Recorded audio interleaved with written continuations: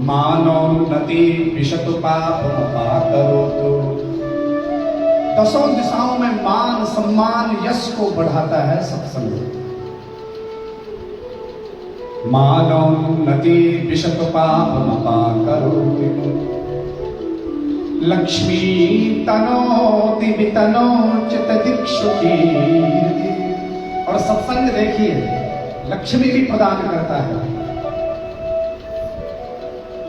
और कीर्ति। कौन नहीं चाहता कि हमारी कीर्ति ना हो, सब चाहते हैं हमारा नाम हो, हमारा यश हो, चारों तरफ हमारी ही चर्चा हो। कौन नहीं चाहता, सब चाहते हैं। किससे प्राप्त होगा? सत्संग से प्राप्त होगा। दुष्प्रचार वाली बुद्धि को सत्संग निकाल करके फेंक देता है, हमारी वाणी को पवित्र कर देता है, दसों दिशाओं में मान सम्मान को बढ़ाता है, लक्ष्मी को प्रदान करता है। लक्ष्मी तनोति वितनोचित दिक्षुकी। सत्संगतिं कथय किं न करोति पुंसाम्। ये सब चीज हमें सत्संग प्रदान कर देता है। देखिए हमें भगवान की प्राप्ति भी कैसे हो, सत्संग से तो होती है। जैसे एक बच्चा होता है, तो बच्चा जो है यदि किसी कीचड़ में, गंदे नाले में, जमीन में लेट पेट हो जाता है और गंदा हो जाता है, मैला हो जाता है,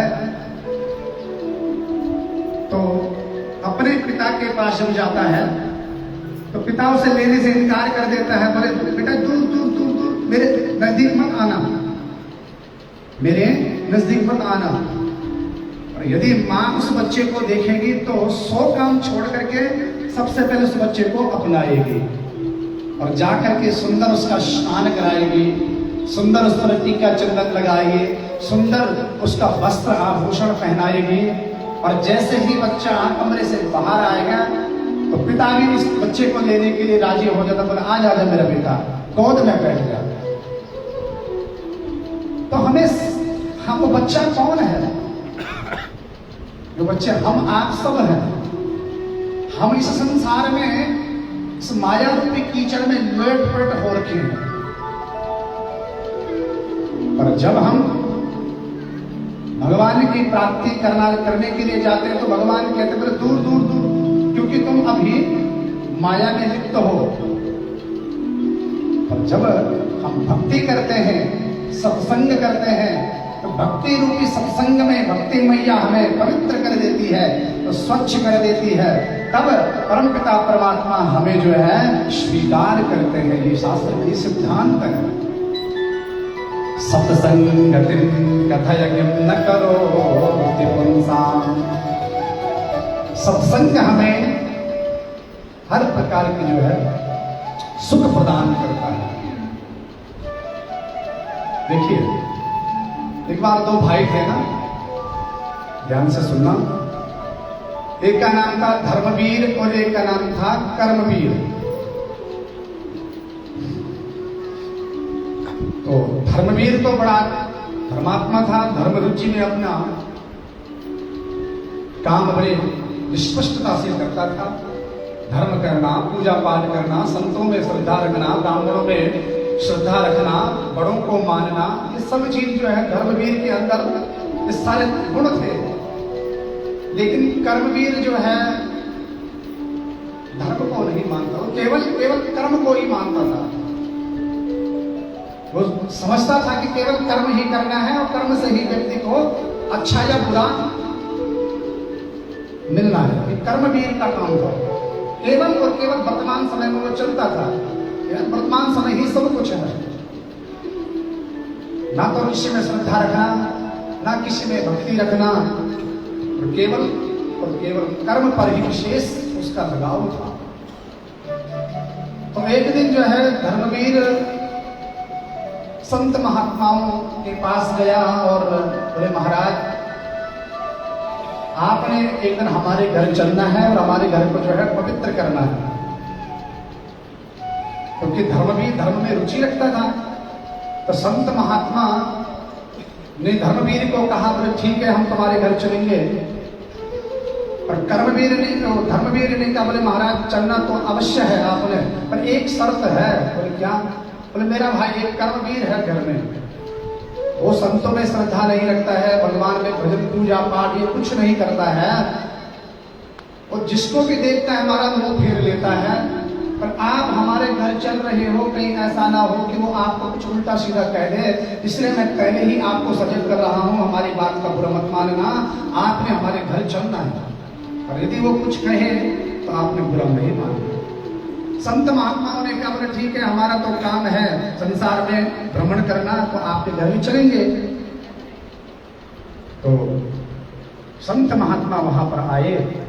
तब जैसे ही धर्मवीर पहले पहुंचा तो कर्मवीर से कहा, बोले हमारे घर में आज संत महात्मा आ रहे हैं, और कुछ ऐसा मत कह देना उल्टा सीधा, उनका स्वागत सत्कार करना। कर्मवीर ने कहा, कौन आ रहे हैं? बोले संत महात्मा। बोले तुम तो हमेशा जो है संत महात्माओं के पीछे ही पड़े रहे, अपने सारी जो है धन संपत्ति उन्हीं के लिए समर्पित कर दो, तुमने कुछ करना धरना है नहीं, मैंने उनका मुख तक नहीं देखना है, मैं तो चला अपना कमरे के अंदर। और कर्मवीर जो है कमरे के अंदर चला गया और कुंडी लगा करके बैठ गया। संत महात्मा आए और सुंदर जो है धर्मवीर ने संत महात्माओं का स्वागत किया, सत्कार किया, और स्वागत सत्कार करके फिर उनको जलपान किया, पाद्य अर्घ्य आचमनीय जल से उनको खूब आरती घुमाई। और फिर महात्माओं ने कहा, बोले तुम्हारा भाई कर्मवीर कहाँ है? बोले महाराज तो अंदर है, कोई बात नहीं, अंदर से ही बक बक कर रहा है, उसको बकने दो, आप तो अपना संकीर्तन करो। खूब धर्मवीर के कहने पर संत महात्माओं ने, क्योंकि पहले के समय पर संत महात्मा आते थे घर पे तो खूब सत्संग करते थे घर में, तो खूब जो है सत्संग हुआ। लेकिन कर्मवीर अंदर से जो है बड़बड़ाता जा रहा है। तो धर्मवीर ने कहा, भाई कर्मवीर तू बाहर आ जा। तो कर्मवीर बाहर नहीं आया। संत महात्मा ने कहा, बोले जब तक कर्मवीर बाहर नहीं आएगा तब तक हम भी यहाँ पर अपना आसन जो है वो जमाएंगे, हम जाएंगे नहीं यहाँ से, क्योंकि उसने कभी भगवान का नाम लिया नहीं। तो अवश्य इस बार हम उसके जो है राम नाम का शब्द तो निकाल करके ही जाएंगे, क्योंकि हमने तुम्हारा घर का अन्न खाया, तुम्हारे घर का जलपान किया, तो हमारा भी कुछ धर्म बनता है। फ्री फोकट में हमने भी नहीं खाया महाराज, हमारा भी, हम संत महात्मा हैं, दुनिया को सुधारने वाले हैं। हाँ, तो संत महात्मा मौन हो गए। कर्मवीर ने मन में विचार किया कि शायद हो सकता, क्योंकि अब शांत माहौल हो चुका है और हो सकता है महात्मा लोग चले गए। अब जैसे ही कर्मवीर कुंडी खोली, जैसे ही बाहर आया, टपक करके संत महात्माओं ने जो है कर्मवीर को दबोच लिया, वो छाती के ऊपर चढ़ गए। बोले हे महाराज जी क्या कर रहे हो तुम? बोले आज हम तुमसे राम नाम का उच्चारण लेकर के ही रहेंगे। बोले महाराज मुझे छोड़ दो, मैं मर जाऊंगा। बोले नहीं, पहले राम नाम का उच्चारण। बोले हम नहीं लेंगे। बोले पहले राम नाम का उच्चारण। बोले हम नहीं लेंगे। बोले तुम नहीं लोगे तो फिर हम तुम्हें भी नहीं छोड़ेंगे, बैठे रहो। बहुत देर हो गई, कर्मवीर बेचारा परेशान हो गया। तो फिर धर्म महात्माओं ने कहा यदि बोलोगे नहीं तो फिर छोड़ेंगे नहीं। अंत में कर्मवीर परेशान हो गया और एक बार उसने ले ही लिया। बोले जय श्री राम। अब जो है महात्मा नीचे उतरे तो महात्माओं ने कहा देख भाई कर्मवीर, तूने नाम तो ले लिया, तो जिंदगी में एक बार लिया, पर एक शर्त है, इस राम नाम को बेचना नहीं कहीं। कर्मवीर कहता है महात्मा आप पागल हो गए हो, ये कोई बेचने वाली चीज है? पर राम नाम को कोई इसका मूल्य पूछे तो मूल्य मत बताना, और कौन कोई मूल्य पूछे तो मत बताना। बोले ठीक है हमारा, बस आप यहां से पधारो। और महात्मा वहां से चल पड़े। समय आया, कर्मवीर जो है गोविंदाय नमो नमः हो चुके। तो अब यमराज के पास, चित्रगुप्त के पास कुछ बायोडाटा होता है, तो सबसे पहले व्यक्ति जब पाप ज्यादा करता है तो नरक में ही जाता है। अब जब नरक में जाता है तो चित्रगुप्त से कहा यमराज ने, बोलो भाई इसका क्या क्या हिसाब किताब है, इसका बताओ जरा। चित्रगुप्त ने बड़ी लंबी लिस्ट देखी तो नीचे कर्मवीर का नाम था। बोले महाराज इसने जीवन में कुछ नहीं किया, पर हाँ थोड़ा सा जो है इसने संत महात्माओं के कहने से जबरदस्ती, वो भी नहीं कि बिल्कुल प्रेम से ना, जबरदस्ती राम नाम मुख से निकला अनायास। बोले अच्छा। तो यमराज ने कहा, बोले कर्मवीर बताओ क्या चाहते हो। तुमने एक बार जिंदगी में, वैसे तुम तो नरक के ही भागी हो, और अनायास तुम्हारे मुख से निकल गया, क्या फल चाहते हो। बोले महाराज एक चीज बता दो कि इसका मूल्य क्या है, बस। इसको क्योंकि कर्मवीर को याद आ गया था कि संत महात्माओं ने कहा कि इसका बेचना मत इसको। तो जब यमराज ने कहा कि तुमने एक बार लिया तो क्या फल चाहते हो, तुम स्वर्ग जाना चाहते हो या नरक जाना चाहते हो। तो कर्मवीर कह गए कि भाई आप ये बताओ इसका मूल्य क्या है। यमराज ने कहा इसका मूल्य, यमराज ने अपना जो ग्रंथ थे उनको पलटाया, पलट पलट करके देखा, लेकिन कोई मूल्य नहीं था, कोई कीमत नहीं थी हमारा। कर्मवीर ने कहा यदि नहीं मिला तो फिर क्या करें। यमराज ने कहा हो सकता है, क्योंकि देवताओं के जो राजा है वह इंद्र है, देवताओं के जो राजा है वह इंद्र है, हो सकता है इंद्र के पास इसका मूल्य हो, तो इंद्र के पास हमें चलना चाहिए। कर्मवीर ने कहा, बोले हम ऐसे नहीं जाने वाले हैं। क्यों। बोले हमारे लिए कोई साधन होना चाहिए जाने के लिए। भाई मूल्य का तुमने नहीं बताया तो व्यवस्था हमारे लिए करो। अब तो महाराज यमराज बड़े परेशान हो गए, पालकी लाई और कर्मवीर को पालकी में बिठाया और यमराज के कंधे के ऊपर सीधे कहां चले गए, इंद्रलोक में। इंद्रदेव ने देखा, अरे बड़े दूर से यमराज आ रहे हैं और किसी को कंधे पर बिठा रखा है, स्वागत किया, आओ आओ भाई, कैसे आना हुआ। यमराज ने कहा, बोले महाराज क्या बताएं, इस दुष्ट ने जो है एक बार राम नाम का उच्चारण किया और उसका मूल्य पूछ रहा है, तो मुझे मूल्य मालूम नहीं है। आप देवताओं के राजा हैं, हो सकता आपके पास इसका मूल्य हो। अब इंद्र के पास भी इसका मूल्य नहीं है। इंद्र ने कहा मेरे पास भी, हम भले देवताओं के राजा हैं और इसकी कीमत मुझे भी नहीं है पता, तो क्या करें। और हो सकता है इसका जो कीमत है ब्रह्मा जी के पास हो, क्योंकि ब्रह्मा जी सृष्टि के आदि हैं, उनके पास तो निश्चित रूप से होगा। तो कर्मवीर ने कहा चल भाई इंद्र तू भी लग जा पालकी पर, और कर्मवीर को भी पालकी पर लगा दिया। अब एक तरफ यमराज और एक तरफ इंद्र, और चल पड़े ब्रह्मलोक में। अब जैसे ही ब्रह्मलोक में गए तो ब्रह्मा जी को प्रणाम किया, और ब्रह्मा जी को जैसे प्रणाम किया तो ब्रह्मा जी ने कहा, बोले कैसे आना हुआ। बोले महाराज क्या बताएं, इसने एक बार राम नाम लिया है और वो पूछ रहा है कि कीमत क्या है राम नाम की। ब्रह्मा जी ने कहा कीमत तो मुझे भी नहीं है पता, मैं भले सृष्टि का आदि हूं, सब कुछ मेरे पास है, वेद मेरे पास है, उपनिषद मेरे पास है, ब्रह्मा जी ने सारे खोजबीन किया, लेकिन कहीं भी कीमत का पता नहीं चल पाया। अब क्या करें। तो कर्मवीर कहता तुम भी लग जाओ पालकी में ब्रह्मा जी को। तो ब्रह्मा जी को भी पालकी पर लगा दिया। अब एक तरफ यमराज, एक तरफ इंद्र, एक तरफ ब्रह्मा जी। तो कहां चले। बोले कैलाश में, हो सकता भगवान शंकर को पता होगा।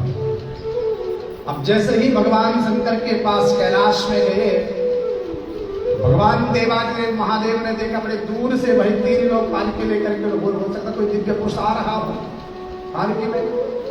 और भोले बाबा ने जैसे ही देखा, आइए आइए ब्रह्मा जी, यमराज जी, इंद्र जी, कैसे आना हुआ? बोले महाराज क्या बताएं, बहुत दिनों से इस दुष्ट ने जो है हमें परेशान करके रखा हुआ, कह रहा है राम नाम की कीमत बताओ। अब हमें तो पता नहीं, हमने सोचा आप राम नाम का जप करते रहते क्योंकि आपके इष्ट नाम ही हैं, तो हो सकता है आपके पास राम नाम का कीमत हो। भगवान महादेव ने कहा, बोले मैं राम नाम का उच्चारण करता हूं लेकिन कीमत मेरे पास भी नहीं है, क्या किया जाए? हाँ, अब क्या करें भाई, समाधान तो निकला नहीं। फिर भाई जिसका नाम है उसी के पास चलते हैं। इसके बाद भगवान दिव्या वैकुंठ भगवान नारायण के पास चलते हैं। बोले हाँ ठीक है। तो कर्मवीर कहने लगे भोले बाबा को तुम भी लग जाओ पालकी में, और भोले बाबा के पालकी के नीचे लग गए। अब यमराज जी, इंद्र जी, ब्रह्मा जी, भगवान भोलेनाथ चल पड़े वैकुंठ में। दूर से आते हुए वैकुंठ नाथ अधिपति भगवान विष्णु ने जब देखा कि अरे इंद्र जी आ रहे हैं, यमराज आ रहा है, साक्षात ब्रह्मा जी आ रहे हैं, भगवान महादेव आ रहे हैं। अब जैसे ही सन्निकट आए और स्वागत किया, आइए महाराज स्वागत है आपका। अब जैसे ही स्वागत किया, कैसे आना हो अपने महाराज ना पूछो आप, कैसे आना हो बताओ तो सही। बोले महाराज इसने हमें बहुत समय से बड़ी परेशान करके रखा हुआ है कि राम नाम की कीमत क्या है, राम नाम का मूल्य क्या है। हमने सोचा शायद आपके पास भी हो। भगवान नारायण ने कहा कर्मवीर को नीचे रखो। पालकी जैसे नीचे रखी, कर्मवीर पालकी से उतरा और कर्मवीर जो है सब चारों देवताओं ने भगवान विष्णु की गोद पर बिठा दिया। अब जैसे ही गोद पर बिठाया तो भगवान विष्णु ने भी कहा देखो भाई देखता हूं ब्रह्मा जी, मैं एक बार नाम जरूर लिया है, लेकिन उस नाम के प्रभाव से तुम चारों को कंधे के ऊपर बिठा करके और कंधे के ऊपर बिठा करके मेरे पास आ गए और मेरे पास से आकर के मेरी गोदी में बैठ गए। और इससे ज्यादा और राम नाम की कीमत और क्या हो सकती है हमारे?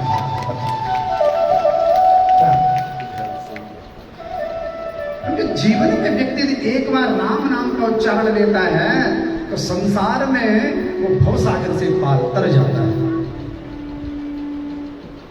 राम न सकही नाम गुण गाई, राम न सकही नाम गुण गाई। श्री राम जय राम जय जय राम, श्री राम जय राम जय जय राम,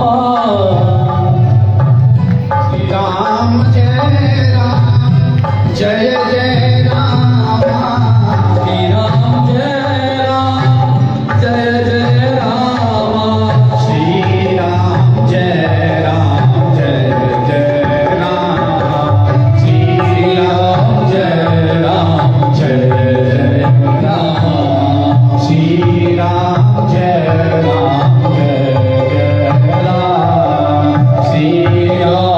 जय जय राम, श्री राम जय राम जय जय राम, श्री राम जय राम जय जय राम, श्री राम जय राम जय जय राम, श्री राम जय राम जय जय राम, श्री राम जय राम जय जय राम, श्री राम जय राम जय जय राम, श्री राम जय राम जय जय राम।